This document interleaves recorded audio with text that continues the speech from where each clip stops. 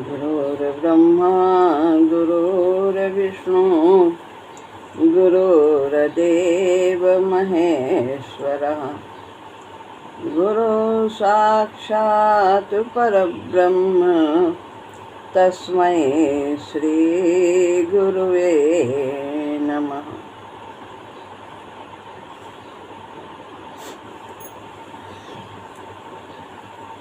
श्रीमद् भगवद गीता अध्याय 10 श्लोक है 4 और 5।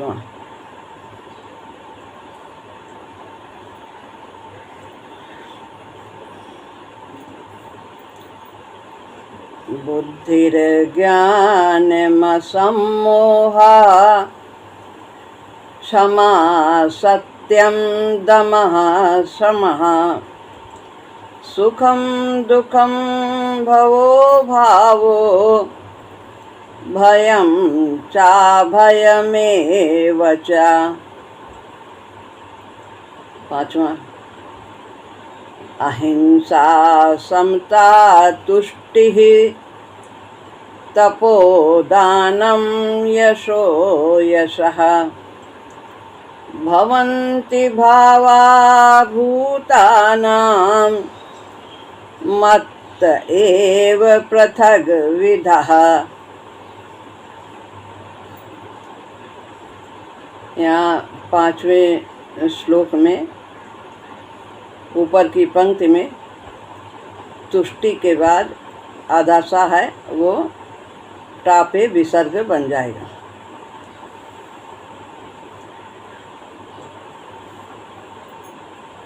पहले आरंभ में इसी अध्याय के भगवान ने अपने परम वचन सुनने की अर्जुन को आज्ञा दी थी।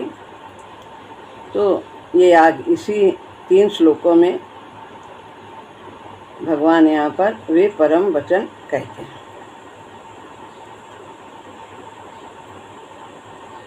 बुद्धि यानी बुद्धि, ज्ञान, ज्ञान का मतलब ज्ञान, असम्मोह,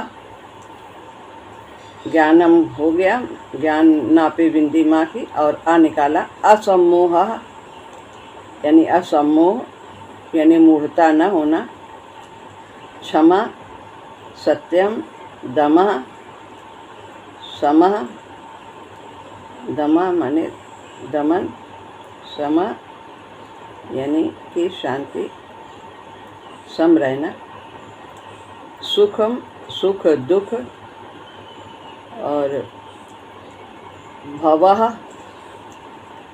यानी उत्पत्ति, ओ की मात्रा है वो विसर्ग बन गया, और अभावः आ है अवग्रह के रूप में, तो विनाश उत्पत्ति और विनाश, भवः अभावः, और है भावो यानी भावः भाव, भयम भय, च माने और, अभयम अभय, एव भी, च माने और, तथा, अहिंसा समता, तुष्टि यानी संतुष्टि, सा विसर्ग हो गया, तपो तप, दानम दान, यशो यशः यश और अपयश, भवन्ति होते हैं, भावा ये भाव, भूतानाम प्राणियों में जो ये भाव हैं प्राणियों के, मत मुझसे, एवं मन ही, पृथक विधा यानी अनेक अनेक प्रकार के।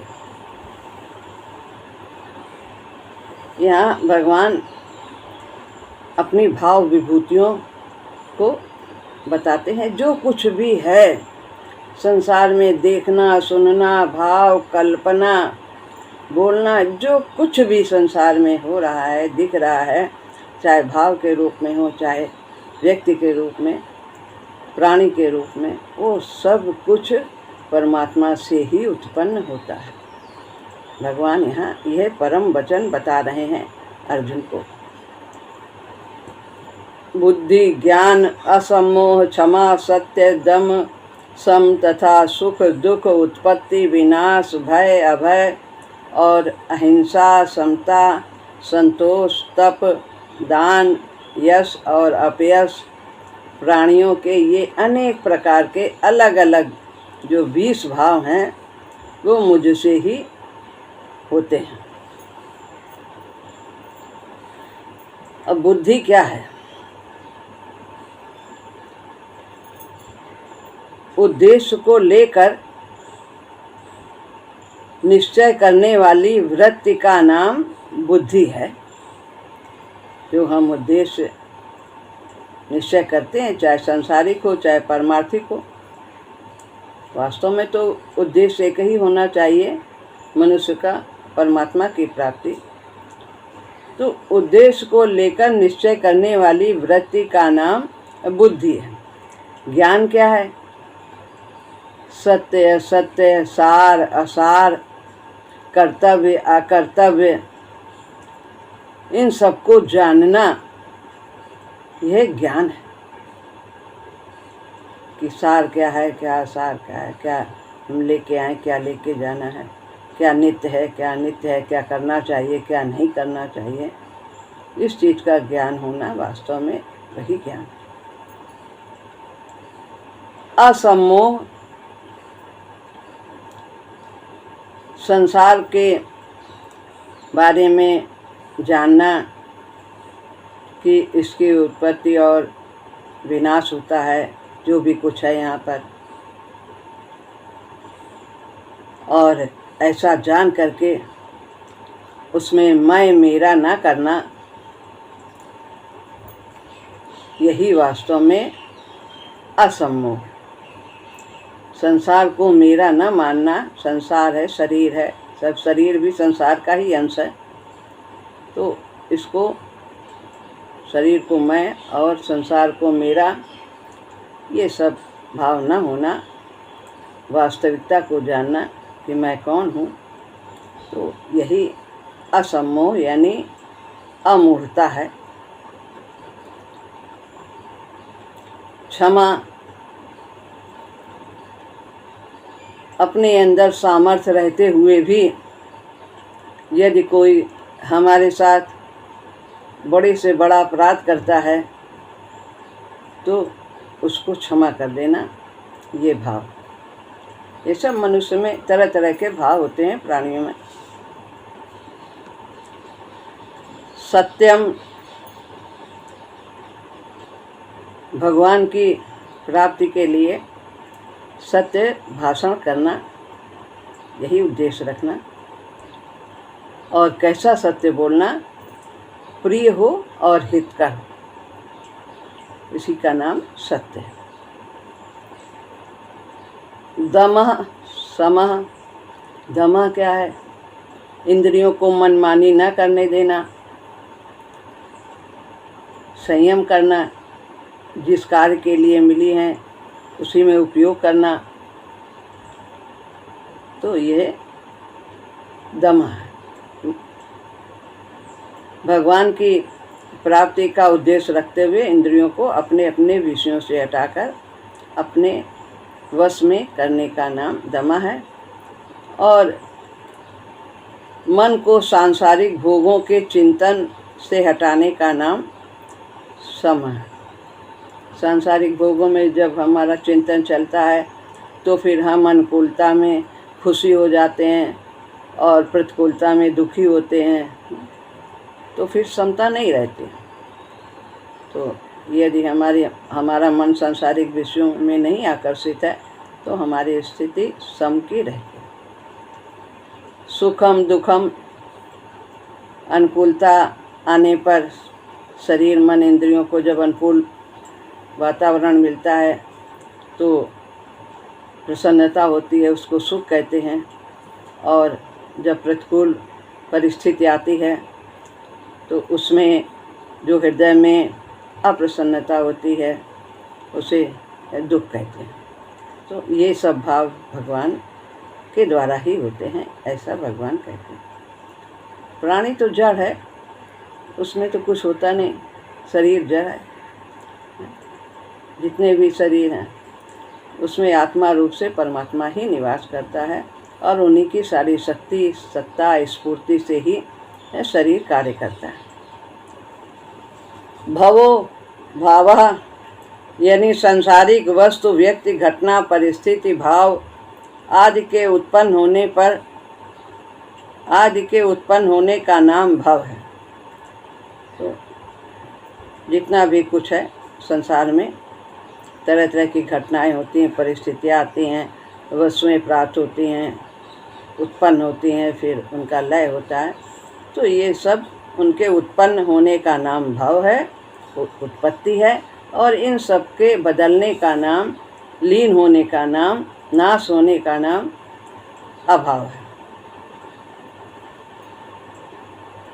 भय चाभय में च, भय और अभय ये दोनों की बात है कि अपने आचरण, भाव आदि शास्त्र के और लोक मर्यादा के विरुद्ध होने पर अंतःकरण में अनिष्ट होने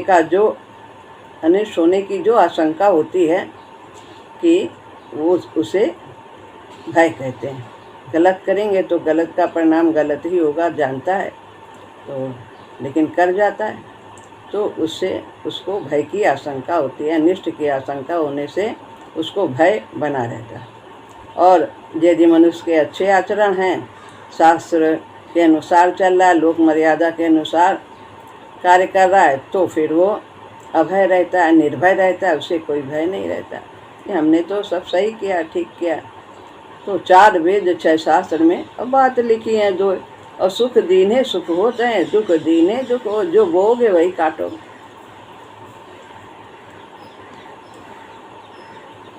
अहिंसा अपने तन से, मन से, वाणी से, देश काल परिस्थिति आदि में किसी प्राणी को किंचित भी दुख न देने का नाम अहिंसा है। न शरीर से कष्ट हो, न मन से हम विचार करते हैं बुरा किसी के लिए, तो ये भी हिंसा कहलाती है। तो ऐसा भावना रखना ये अहिंसा है। वाणी से भी हम मधुर वाणी बोलते हैं, ये सब अहिंसा है। समता, तरह तरह की विपरीत परिस्थिति आती है, अनुकूल परिस्थिति आती है, तो उसमें सुखी दुखी न होना, इसे समता कहते हैं। अंतःकरण में ये विषमता न होना, सुखी दुखी होना, ये मन का कार्य है, ये अंतःकरण का कार्य है। तो ये मन, बुद्धि, इंद्रियाँ ये सब अंतःकरण में आती हैं। तो उसमें समता रहना, यानी सम, ना सुखी होना ना दुखी होना। जैसे दिन रात आते हैं तो हम जानते हैं ये अनिवार्य है, प्रकृति का कार्य है, जन कल्याण के लिए होता है। ऐसे ही ये सब कुछ हम सबके कल्याण के लिए ही परिवर्तन होता है, अनुकूलता और प्रतिकूलता का हमें निर्मल करने के लिए। तुष्टि कि जितनी हमारी आवश्यकता है उतना नहीं मिल रहा है, कम मिल रहा है, तो भी उसमें संतुष्ट रहना। तो ये 12वें अध्याय में भी कहा, जैसे किसी भी प्रकार से भगवान रखते हैं उस स्थिति में संतुष्ट रहना। तो ये तुष्टि है, जो कुछ भी मिला है प्राप्त ही पर्याप्त है, ऐसा सोचना। ये तुष्टि यानी संतुष्टि। संतुष्टः सततं योगी। तपः, तप ये नहीं है तप कि जाके जंगल में बैठ गए और हम वहाँ पर समाधि लगा के शरीर को कूट पीस रहे हैं, तो ये तप नहीं है। व्रत कर लिया, इतने दिन ये नहीं खाएंगे, उतने दिन क्या नहीं खाएंगे, सब ये शरीर को सुखाना ये भगवान को नहीं पसंद है। 17वें अध्याय में कहा तो तब कर्तव्य पालन करने में जो हम त्याग करते हैं, अपने श्रम का त्याग करते हैं, वस्तु का त्याग करते हैं, तो ये सब तप कहा जाता है। किसी की सेवा करो तो उसमें शरीर को कष्ट होता है, नहलाना है, धुलाना है, सफाई करना है, किसी के लिए कुछ ला के देना है, अपने कर्तव्य घर में कितने सब कुछ करते हैं, गर्मी हो चाहे सर्दी हो। तो ये जो कर्तव्य पालन करने में शरीर को जो कष्ट होता है, मन को कष्ट होता है, किसी ने कुछ कह दिया और फिर भी हमने उसके प्रति जो हमारा कर्तव्य है वो किया, ये सब हमारा तप होता है। दान देने का भाव, कैसा दान देना कैसा होता है भाव? सात्विक दान कि प्रत्युपकार की किंचित भी इच्छा न हो, कि बदले में वो हमारे लिए भी करे, या कुछ नहीं करे तो प्रशंसा ही कर दे समाज में, या हमें स्वर्ग लोक मिल जाए, ऊंचे लोक मिल जाए। तो ये बदले की भावना से रहित दान ही वास्तव में सात्विक दान है। तो ये दान का भाव भी भगवान से ही उत्पन्न है। प्रसन्नता पूर्वक अपनी शुद्ध कमाई का हिस्सा सत्पात्र को देने का नाम दान है। यशो यशः, यश और अपयश दोनों बातें। मनुष्य के ये अच्छे आचरणों, भावों और गुणों को लेकर संसार में जो प्रसिद्धि होती है, जब अच्छा कार्य करते हैं तो बड़ाई तो होगी, संसार में नाम होगा, प्रसिद्धि होगी, प्रशंसा होगी, तो उसका नाम यश है। और इसके विपरीत जो गलत आचरण करते हैं, अमर्यादित कार्य करते हैं, तो उनकी निंदा होती है, अपयश होता है। तो उसका सब भाव भगवान कहते हैं मेरे द्वारा ही होते हैं। जो कुछ होता है संसार में, जितनी भी लीला होती है, सब भगवान के द्वारा ही होती है। भवन्ति भावा भूता नाम मत एव पृथक विधा, नीचे की लाइन है 5वें श्लोक की। तो प्राणियों के ये पृथक पृथक और अनेक तरह के भाव मेरे से ही होते हैं, अर्थात उन सबको सत्ता, स्फूर्ति, शक्ति, आधार और प्रकाश मुझ लोक महेश्वर से ही मिलता है। सब कुछ, चाहे अच्छा करें चाहे बुरा करें। अब हमें गाड़ी दे दी गई है, कार, पेट्रोल भर के, अब हम उसे चाहे सत्संग में ले जाएं, चाहे जुआ में ले जाएं, जुआ खाने में बैठ जाएं। हमारे अंदर प्रभु ने शक्ति दी है, सत्ता, स्फूर्ति, तो हम उससे चाहे अच्छे कार्य करें और चाहे हम उससे खराब कार्य करें, चाहे अपना भविष्य अंधकार में बना लें, चाहे उज्जवल कर लें, शक्ति दे दी। तो जैसा यंत्र होता है, बिजली वैसा ही कार्य करती है। तो हमें अपने यंत्र को सतोगुणी बनाना है, ये हमारे हाथ में है। हम अच्छे भाव बना सकते हैं, हम पराधीन नहीं हैं। तो हमें संग अच्छा करना चाहिए, शास्त्र अच्छे पढ़ने चाहिए, विचार अच्छा रखना चाहिए, वातावरण, अच्छे वातावरण में रहना चाहिए। जैसे पीछे बताया कि अच्छे वातावरण में जाने से मनुष्य के भाव बदल जाते हैं, वो प्रभु की ओर आ जाता है, प्रभु की शरण में आ जाता है, उसका भी प्रभाव पड़ता है।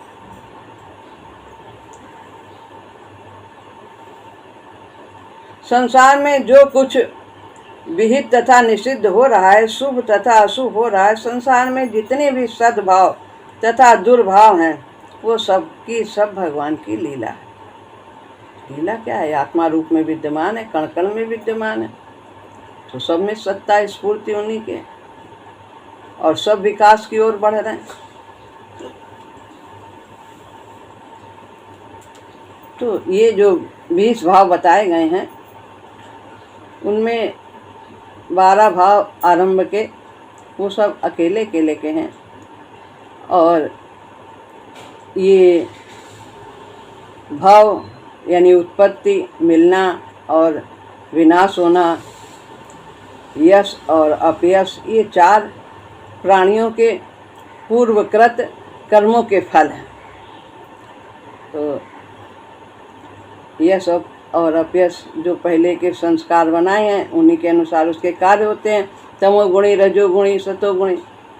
तो वो जैसे पहले जन्मों के आसक्ति से, अहंकार से, किस भाव से कार्य किए हैं, वैसे ही वो संस्कारों को लेकर आता है। इसी जन्म में भी उन्हीं से प्रभावित होकर के कार्य करता है, लेकिन हम उन्हें बदल सकते हैं गुणों को अपने, जैसा कि पहले बताया है, संग, शास्त्र, विचार, वातावरण से। अच्छा बुरा भी हो सकता है, बुरा अच्छा भी हो सकता है। जैसा वो संग करेगा वैसा वो बन जाता है, उसका प्रभाव पड़ता है। और ये जो सुख, दुख और भय, ये भाव प्राणी की अज्ञानता के कारण होते हैं, मूढ़ता के कारण होता है।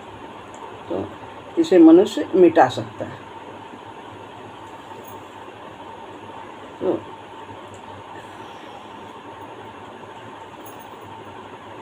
साधक को क्या देखना चाहिए? विशेष भाव है कि जो कुछ भी घट रहा है, जैसे कि रामायण है, रामायण में सब कुछ है, रामचरितमानस में। यही देखना है कि उसमें भगवान जन्म भी लेते हैं, वनवास भी, शादी भी होती है, वनवास भी होता है, फिर राक्षसों को भी मारते हैं, मारकाट भी होती है, फिर आकर के वापस आते हैं। तो कितने उतार चढ़ाव होते हैं, किसमें होते हैं? सब रामायण में होते हैं, रामचरितमानस।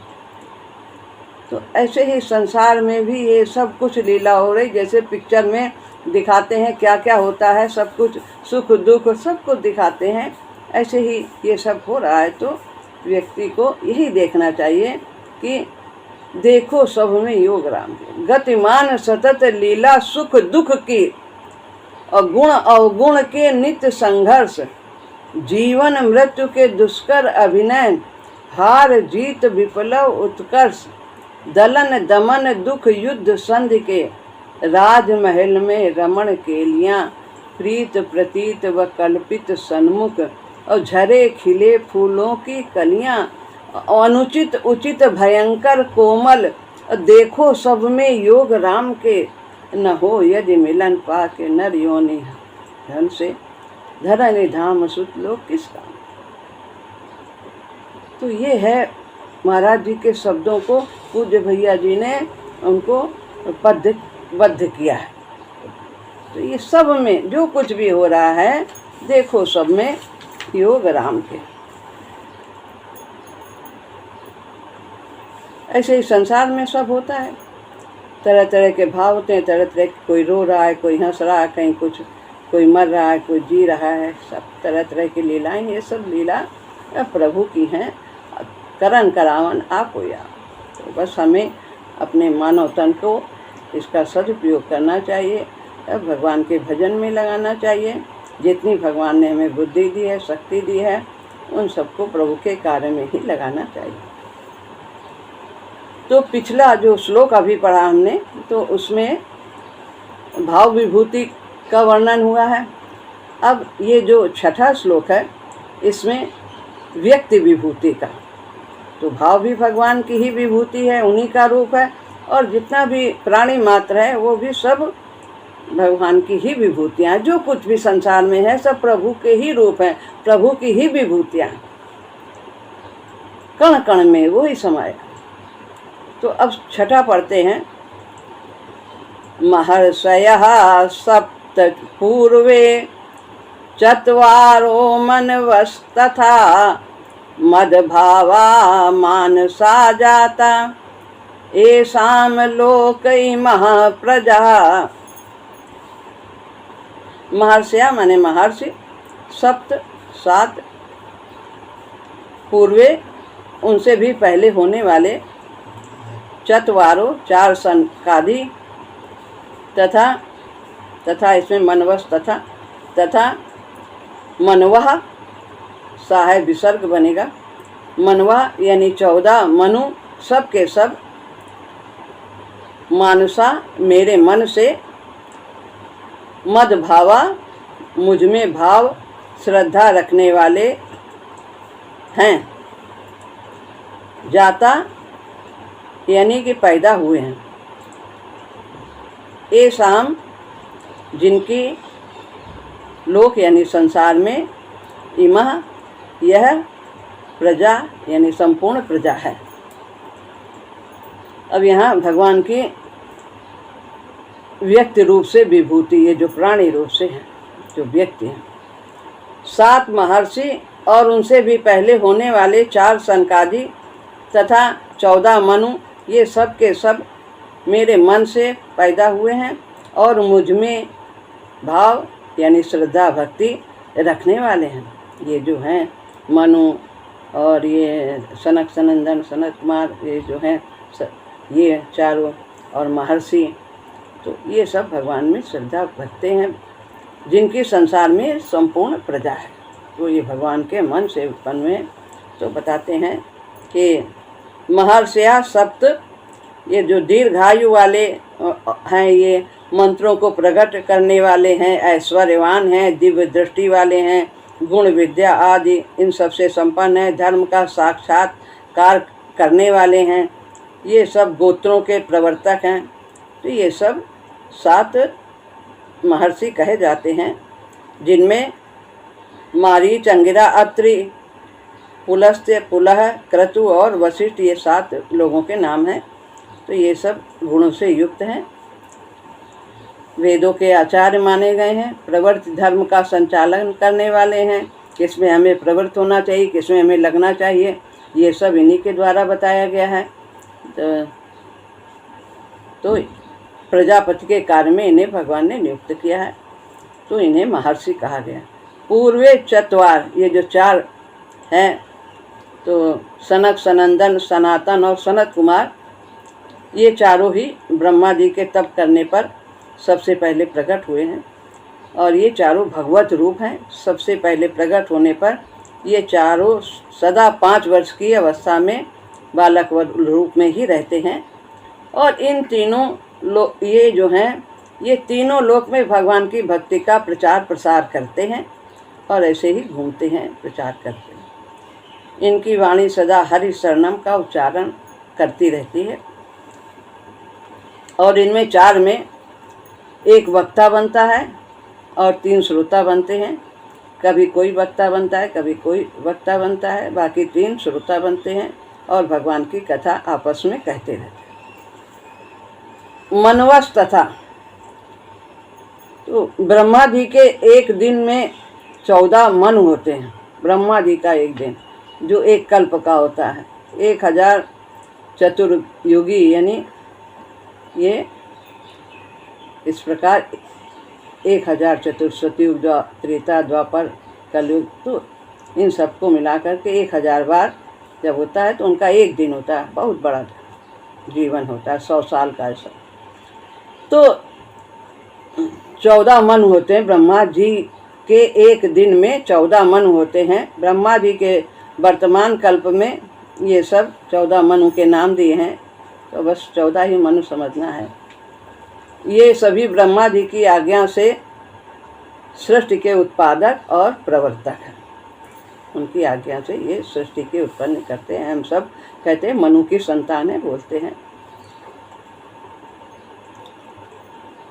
मानसा जाता, मात्र सृष्टि भगवान के संकल्प से पैदा होती है। सारी सृष्टि भगवान के संकल्प, तो ब्रह्मा जी का नाम है, परंतु यहाँ सप्तऋषि आदि को भगवान के मन से पैदा हुआ बताया गया। इसका कारण है कि सृष्टि का विस्तार करने वाले होने से सृष्टि में इनकी प्रधानता है। कहा ना, भगवान की संतान है सारा संसार, लेकिन यहाँ कहते हैं हम लोग मनु की संतान हैं, हम लोग मनु की संतान है। तो इतना बड़ा ये कार्य करते हैं, सारे इस भगवान की आज्ञा का पालन करके सृष्टि का विस्तार करते हैं, इसलिए इनको प्रधानता दे दी है। वास्तव में तो सब प्रभु की ही संतान है। भगवान के मन से उत्पन्न होना, तो भगवान के मन से उत्पन्न होना, तो मन भी तो भगवान का ही है। तो सब कुछ भगवान से ही उत्पत्ति है सब कुछ की। दूसरा कारण यह है कि ये सभी ब्रह्मा जी के मन से अर्थात संकल्प से पैदा हुए हैं। स्वयं भगवान ही सृष्टि की रचना करने के लिए ब्रह्मा जी को भगवान ने ही तो उत्पन्न किया, तो ब्रह्मा जी भी उन्हीं की संतान है। सब कुछ भगवान ने उत्पन्न किया। कहते हैं ब्रह्मा जी ने बनाई है सृष्टि, ब्रह्मा जी को किसने बनाया, किसने उत्पन्न किया, भगवान ने उत्पन्न किया। तो इस प्रकार ये अतः ये 7 महर्षि, 4 सनकादिक और 14 मनु, इन 25 को ब्रह्मा जी के मानस पुत्र कहा है। अतः भगवान के मानस पुत्र कहें, दोनों एक ही बात है। मद भावा, ये सभी मेरे में ही भाव अर्थात श्रद्धा प्रेम करते हैं। ये जो महर्षि हैं, सनकादिक हैं और मनु है, ये सब भगवान में अति श्रद्धा रखते हैं। ये शाम लोक मिमह प्रजा, संसार में 2 तरह की प्रजा है। एक है जो स्त्री पुरुष के संयोग से उत्पन्न होती है, और दूसरी है कि जो शब्द से उत्पन्न होती, दीक्षा आदि लेकर के, जैसे गुरु के द्वारा उनके जो जितने लोगों ने जिनको शिष्य बनाया है, एक वो भी प्रजा हो जाती है, उनकी भी एक पीढ़ी चलती है। तो एक तो स्त्री पुरुष के संयोग से होती है, और दूसरी गुरु के द्वारा दीक्षा देने पर वो जन्म होता है, वो भी शिष्य बनते हैं। तो जो संयोग से होती है उनको विंदुज कहा जाता है, और जो गुरु के द्वारा जो पीढ़ी आगे चलती है उसको नादज कहा जाता है। नाद यानी शब्द, नाद से उत्पन्न होने वाला। तो शब्द से उत्पन्न, दीक्षा देना, राम शब्द से उत्पन्न हो गई, ये अपने होगा, ये हमारे होगा, ये हमारे, हम लोग सब कितने भाई बहन। तो इस प्रकार ये यहाँ पर सप्तऋषि और 14 मनुओं ने तो विवाह किया, अतः उनसे उत्पन्न होने वाली प्रजा बिंदुज कहलाती है। परंतु सनकादिक आदि ने विवाह नहीं किया, अतः उनसे उनके उपदेश से प्राप्त करके परमार्थिक मार्ग में लगने वाली प्रजा नादक कहलाती है। तो इस प्रकार यहाँ भगवान ने सब कुछ बताया है कि किस प्रकार से मेरी सृष्टि की रचना हुई। सब मेरे ही द्वारा सब उत्पन्न है, मेरे मन के द्वारा, भाव के द्वारा। तो यहाँ भाव विभूति बताई और व्यक्ति विभूति बताई है इन 3 श्लोकों में। अब आगे अगले सत्र में अगला श्लोक। श्री राम।